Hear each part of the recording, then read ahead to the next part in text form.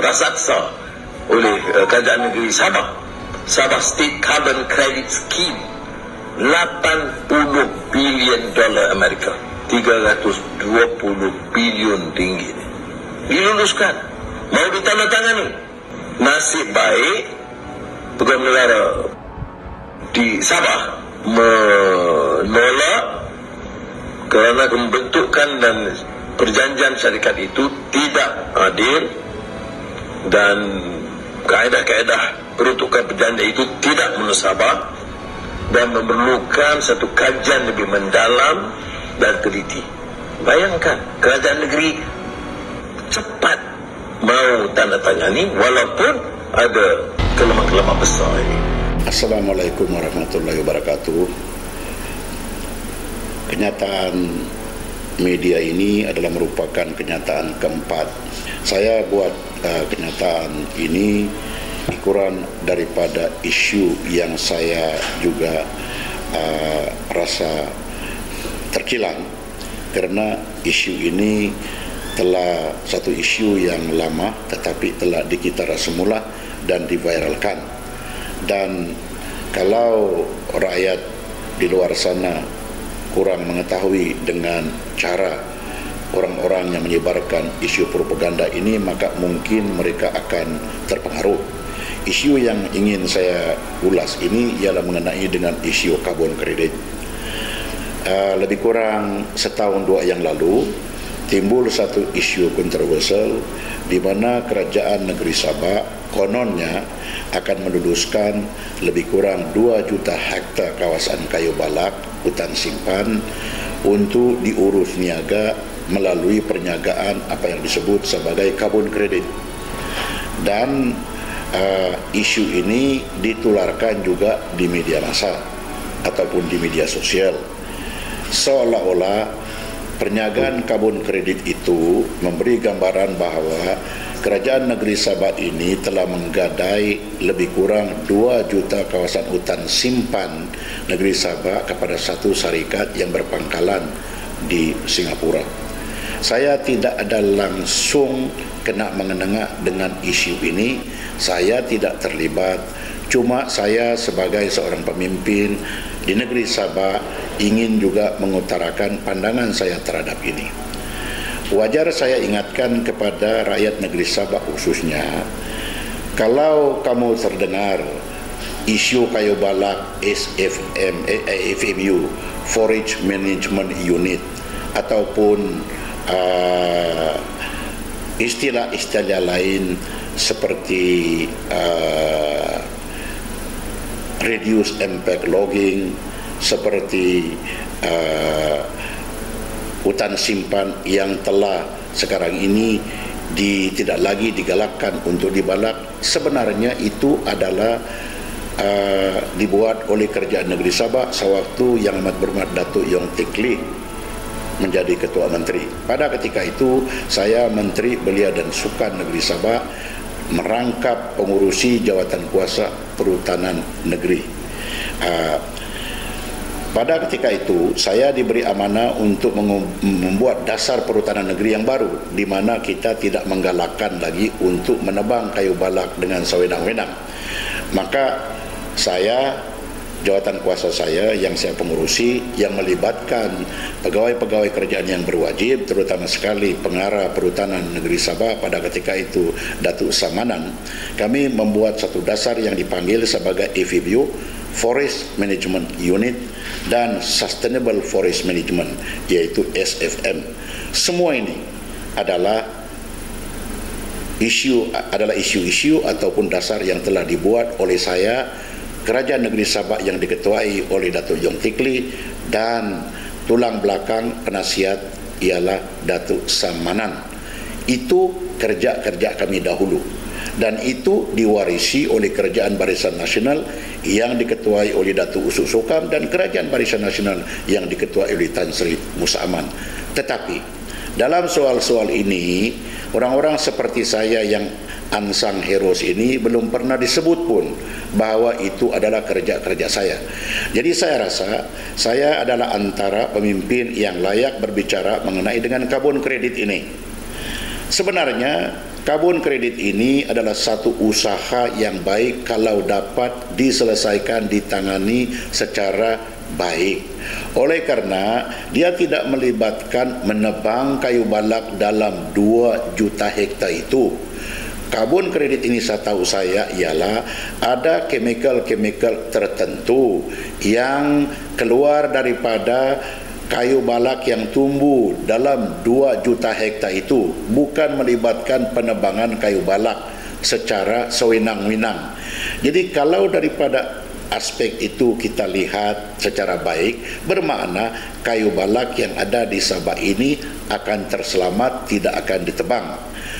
Tinggal lagi yang harus diperhalusi ialah kalau nanti hak-hak kita di negeri Sabah ini diberi sewenang-wenang kepada syarikat-syarikat yang berkenaan, kalau dalam terma ataupun syarat-syarat perjanjian itu melibatkan di mana negeri Sabah tidak boleh lagi pula buat sesuatu di kawasan itu akan memudaratkan kita. Oleh karena mungkin di suatu ketika nanti hutan simpan itu kita akan perkecilkan, mungkin kawasan itu kita mau buat sebagai state land dan sedemikiannya oleh keperluan pertanian pula. Itu yang harus kita tangani. Tetapi yang saya buat kenyataan akbar ini oleh karena saya benar-benar terkilan apabila mendengar apa yang disebut oleh Perdana Menteri ke-10 sekarang ini. Apabila dikitar semula isu ini, saya sendiri beranggapan seolah-olah isu itu cuma kemarin dahulu dibangkitkan oleh Perdana Menteri ke-10, di mana beliau mengatakan bahwa 80 bilion US yang melibatkan perniagaan karbon kredit dibuat negeri Sabah, dan bayangkan menurut beliau bahwa jumlah 80 bilion US ini lebih kurang beratus bilion Malaysia. Jadi yang ditularkan ini adalah dua amba Allah latar belakang ketawa berdeka-deka seolah-olah mengolok kerajaan JRS sekarang ini, mengaitkan isu tanah di Balambangan dengan isu karbon kredit.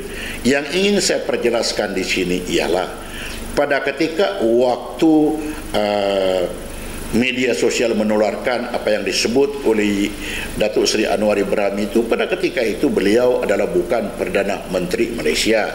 Beliau pada ketika itu adalah pembangkang, ketua pembangkang ataupun dalam kumpulan pembangkang. Sekarang ini beliau menjadi Perdana Menteri yang ke-10. Wajar juga saya ingatkan kepada masyarakat negeri Sabah dan kepada mereka yang terlampau minat untuk menurunkan isu-isu negatif ini, saya ingin ingatkan bahwa Datuk Seri Anwar Ibrahim sekarang ini ialah yang amat berhormat Datuk Seri Anwar Ibrahim, Perdana Menteri ke-10. Beliau ini menjadi Perdana Menteri ke-10 dalam satu kerajaan yang diberi nama sebagai Kerajaan Perpaduan. Dalam Kerajaan Perpaduan ini ianya didukung oleh dua kumpulan yang besar daripada Borneo, daripada Sarawak dan Sabah, iaitu GPS dan GRS. Kalau GPS dan GRS tidak menyokong kerajaan perpaduan, maka Perdana Menteri yang ke-10 sekarang ini yang amat berhormat Datuk Seri Anwar Ibrahim tidak akan menjadi yang amat berhormat Datuk Seri Anwar Ibrahim. Bermakna dalam soal ini yang amat berhormat Datuk Seri Anwar Ibrahim telah menjadi Perdana Menteri oleh kena dokongan daripada Borneo Bloc, yaitu GPS dan GRS. Jadi saya suka mengingatkan juga kepada mereka di luar sana, apa yang disebut oleh Datuk Anwar Ibrahim itu dalam apa yang ditularkan ialah sewaktu beliau bukan Perdana Menteri. Jadi ini wajar juga diperbetulkan. Kerana bagi saya, sesiapapun pemimpin yang ingin membuat kenyataan, sama ada kenyataan media konvensional ataupun dalam sosial media, harus berhati-hati. Jangan apa yang kita tularkan itu adalah bukan fakta yang sebenar. Kerana Datuk Seri Anwar Ibrahim dalam sosial media tersebut mengatakan bahawa dia kata, mujurlah Peguam Besar Negeri Sabah menegur supaya projek itu tidak diteruskan. Wajar saya beri penjelasan di sini. Sebenarnya siapa yang melantik Peguam Besar Negeri Sabah itu yang menegur, yang disebut oleh Datuk Seri Anwar Ibrahim menegur dan menasihatkan kerajaan negeri? Setahu saya, Peguam Besar Negeri Sabah sekarang ini adalah seorang wanita yang kedudukannya itu juga telah disokong oleh kerajaan JRS, kerana dia adalah Peguam Besar Negeri yang baru dan itu adalah sokongan daripada kerajaan JRS. Jadi kalau Peguam Besar Negeri menasihatkan kepada Ketua Menteri dan kerajaan negeri supaya perkara itu jangan dulu diteruskan sebelum ada due diligence dan perkara-perkara yang wajib dibuat hendak dibuat, maka itu adalah satu daripada kerajaan Negeri Sabah, kerajaan JRS, bukan kerajaan kabinet JRS itu berasingan dengan jabatan Peguam Besar Negeri Sabah.